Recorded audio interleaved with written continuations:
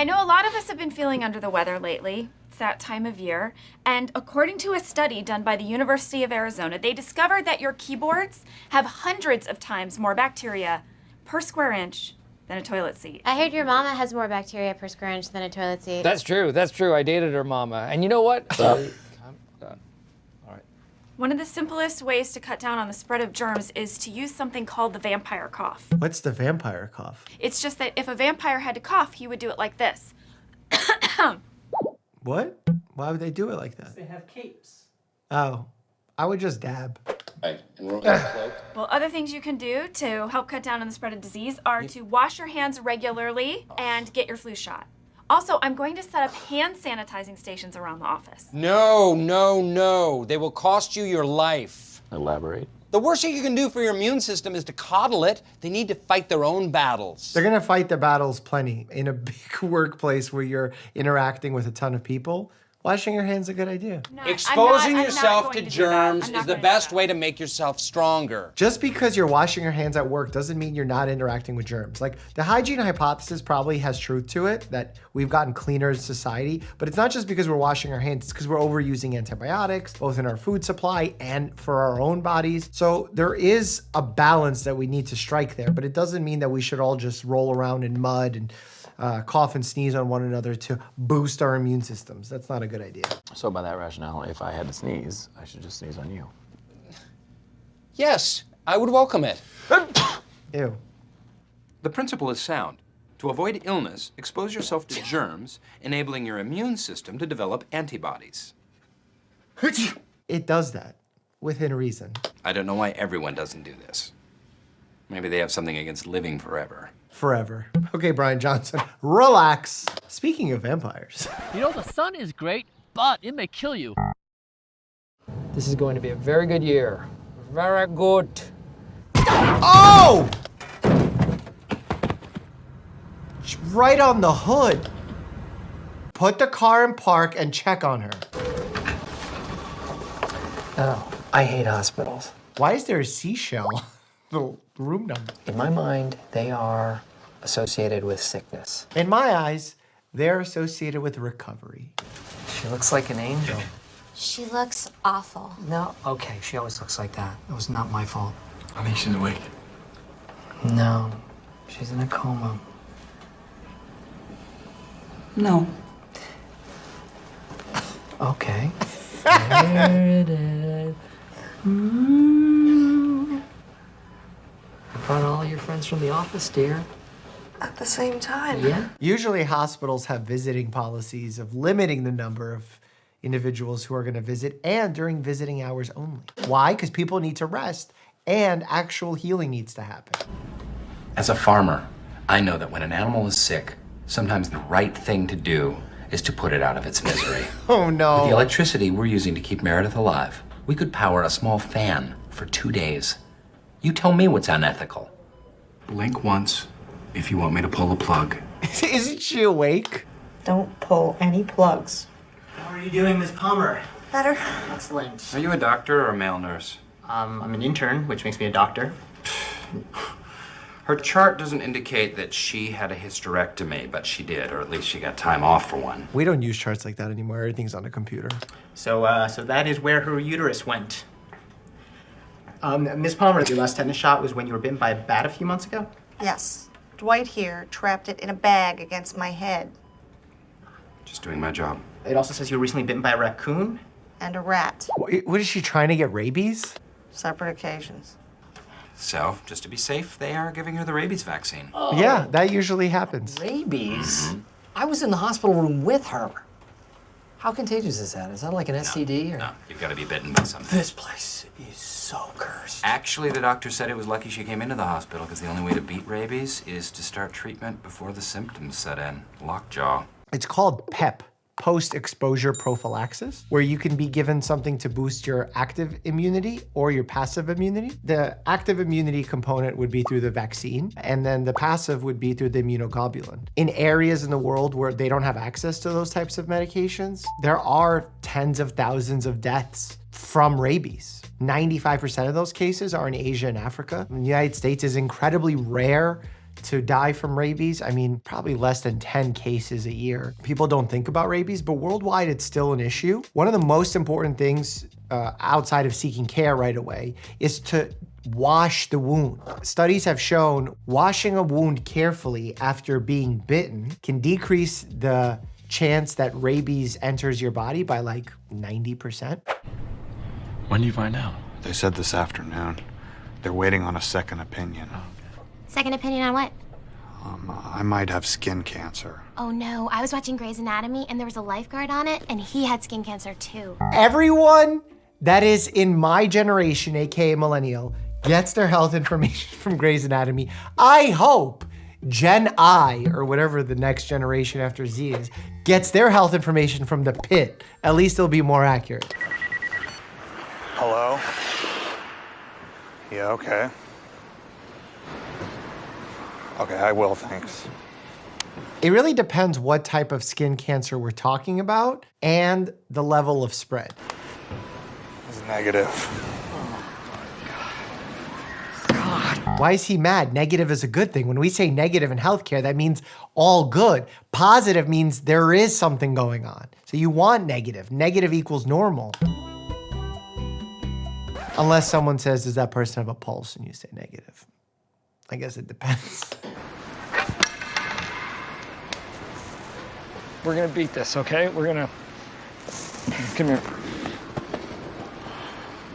Well, apparently in the medicine community, negative means good, which makes absolutely no sense. I guess test results being negative is a good thing. What a day, what a day. Dwight, are you carrying a gun? The holster was a gift from my great uncle Honk. I don't know, I guess he's saying that he's proud of me. Dwight, guns make me really uncomfortable. Dwight, no gun, okay? Don't make us call Joe. Okay, all right, fine. Everyone calm down. Someone get me a banana. Sorry I freaked you guys out. Oh, GSW! It's so loud! Oh, at least he didn't shoot him. I guess that's just a case of Nile. It's not supposed to be Nile. It's NIHL, noise-induced hearing loss. There's like this crazy ringing going on. Yeah, during noise-induced hearing loss, what happens is, yes, you can burst your eardrum, but more commonly, the hair cells that are inside the inner ear and the cochlea, they can get damaged. And unlike other cells in the body, these hair cells, they can't regenerate. Hearing loss is progressive. So that's why I always tell people not to listen to their earbuds too loud, because you could damage your hearing. I mean, over 85 decibels is already potentially damaging. And a gunshot is like much higher than that. Check out this chart. Good morning, Aaron. Any mustaches? I mean messages? Terrific. There are many reasons a man would wear a fake mustache to work. He is a fan of the outrageous. He loves to surprise. Or he wants to have dermatitis from the glue that's on the mustache.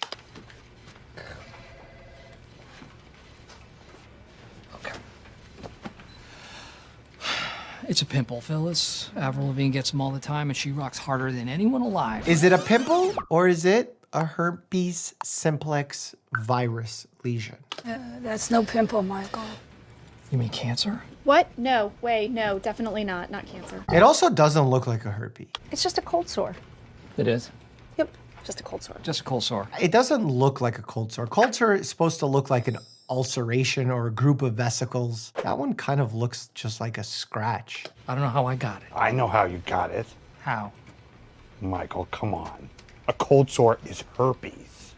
What? What you should do, Michael, is have a doctor take a look at it, because we don't really know what that is. Adults over the age of 40 in the United States, 90% of them have herpes simplex 1, which is the virus that causes herpes on the lip. Although herpes simplex 1 can also cause herpes outbreaks in the genital region. A lot of people think that it's 1 up here, 2 down there. That's the majority of cases, but there are exceptions. I know tons and tons of people who have herpes. I have it myself. That's what it is. I've never seen a herpes on you. Because it's on my genitals, genius. You have a penis? Michael, have you ever been tested for STDs? Yeah. My last physical when I was 40. We also don't check for HSV in most cases, unless you're coming in with an active sore and we're just swabbing you or you're pregnant. There's specific situations where we would check, but most cases during a screening, you're not checking. How did this happen? How did I get this? Sometimes it can lie dormant in a woman for years. They may not even know that they have it. It could lie dormant in your own body. He could have gotten this 30 years before and not even known it. A lot of people will be asymptomatic, meaning that they have no symptoms at all, or some might have symptoms, but they're so mild that they think it's a pimple or something and they don't even pay attention to it. And there is a medication that you could take if you're having frequent outbreaks to decrease the frequency of those outbreaks. And if you feel one coming on, there's a medication you could do to limit its ability to come on, therefore limit how long it stays. The Holly pour. Don't even. Holly was clean, okay? If anything, I gave it to her. This is so judgmental, and it doesn't need to be. You need to contact every woman you've been with and notify them of your herpes infestation. I actually found that always so weird when we give guidance. Like if someone has a STI related to HIV, gonorrhea, chlamydia, we encourage barrier protection. We encourage disclosing to their partner. But with herpes, because it's so prevalent and because generally the symptoms are so mild, the guidance on it is not as firm. Yes, you want to tell your partner, but do most people before they kiss one another, again, 90%, tell the other person that, hey, 15 years ago I had a cold sore? Like, it's just not at the top of people's minds. Now, I'm no doctor, but it seems to me that we all have an obligation to the public health to track down anyone who gives us a disease, inform them of it, and take overwhelming revenge on that person. Again, I'm no doctor.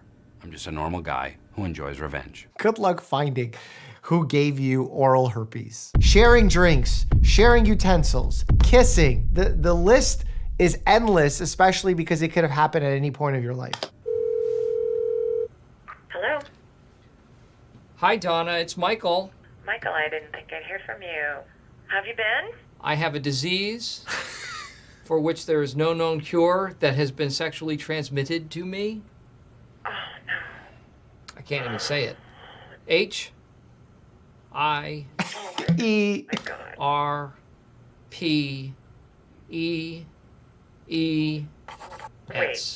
Herpes? Herpes, like all STDs, is a consequence of sex. Can anyone else name any other consequences? Unplanned pregnancy? Yes, unplanned pregnancy. Like Jim and Pam, what? Hey, just admit that your baby was a mistake. Hey, our baby was not a mistake. She was a surprise. Good. I'm sure they don't regret having that child. Let's move it to the pros. Thank you. Okay, unplanned pregnancy. Going in the pros column.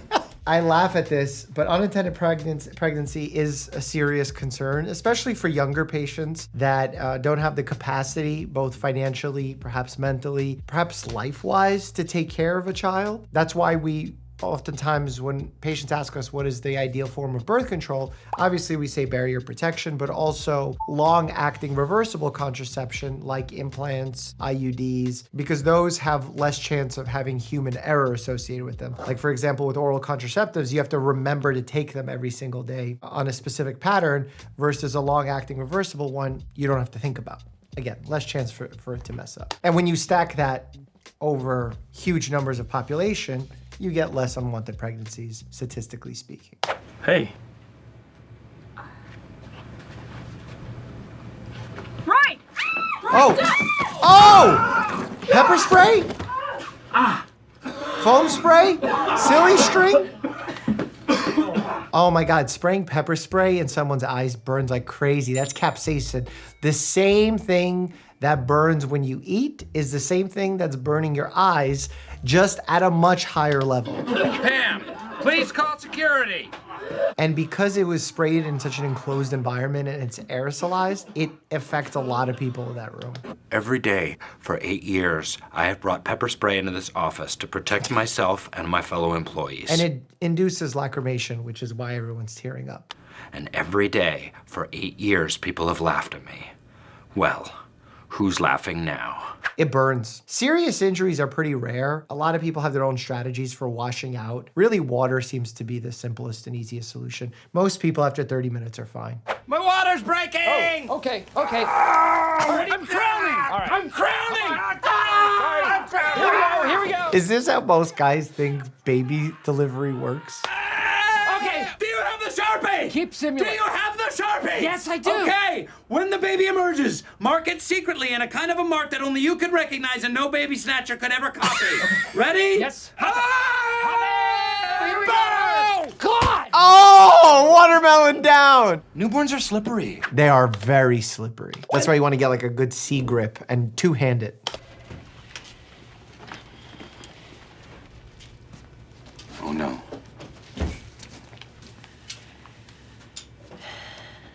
Jan had the baby, and Michael wasn't there to mark it. So the baby could be anybody's. Anybody's. We actually put specific devices on the baby so that the baby cannot be stolen. Like the doors won't open if the baby's being taken out of the neonatal area. How accurate are the medical scenes on Parks and Rec? Click here to find out, and as always, stay happy and healthy.